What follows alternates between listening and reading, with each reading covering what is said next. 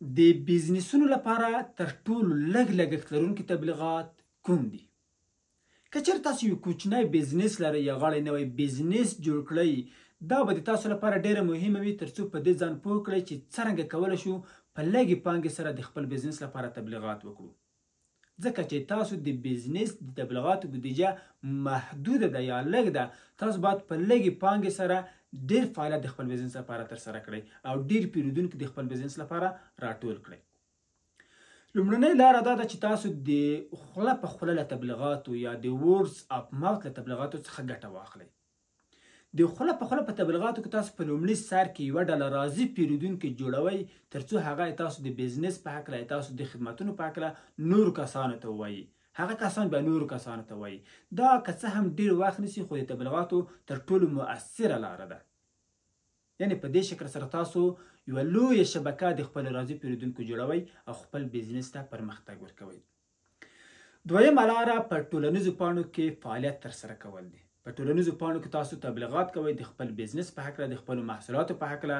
هلته تاسو کولی شئ چې په پولي بڼه یا په پیسو هم خپل تبلیغات وکړئ او په وړیا شکل سره هم تاسو په ټولنیزو پاڼو کې فعالیت ترسره کړئ. دریمه لاره د کانټنټ مارکیټینګ یا د محتوای تولید له لارې تبلیغات ترسره کول دي. تاسو ارزښتمنه محتوا جوړوئ، که هغه ویډیو وي، که هغه غږیز پاډکاسټ وي، که هغه مقاله وي، هغه د خپلو پیرودونکو تر لاسونو ورسوئ. د هغې له لارې خپل محصولاتو ته، خپل بزنس ته مارکیټینګ یا تبلیغات هم ترسره کوئ.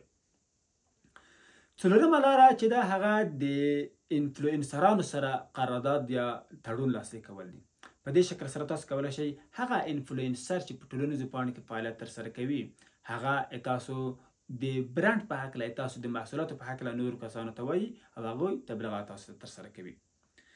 پنځمه لاره د تبلیغاتو محلي تبلیغات دي چې تاسو پوسټرونه چاپوئ، تاسو بانرونه چاپوئ، تاسو لوحې چاپوئ.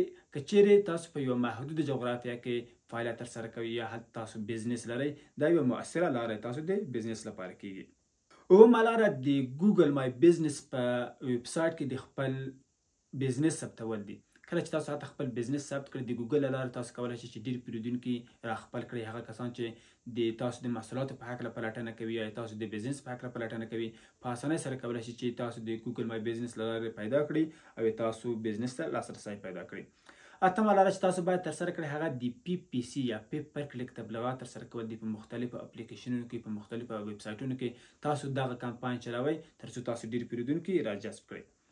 نهمه لاره د تبلیغاتو چې هغه ارزانه دي، د بعضې مناسبتونو په هکله تاسو خپلو پیرودونکو ته تخفیف وړاندې کوئ. مثلا اختر ده یا هم روژه ده یا هم بعضې ملي او نړیوالې ورځې دي، د هغوی په مناسبت تاسو کمښتونه په خپلو نرخونو کې وړاندې کوئ ترڅو تاسو ډېر پیرودونکي راخپل کړئ. لسمه لاره په محلي غونډو کې، په محلي ایونټونو کې تاسو کولی شئ چې ګډون وکړئ. په نندارتونونو ته کولی شئ تاسو ورشئ. په دې شکل سره تاسو کولی شئ چې خپل د پیرودونکو ساحه لویه کړئ او هغوی ته خپل نوم او خپل خدمتونه ور ورسوئ. تر بلې ویډیو مو په الله جل جلاله سپاره.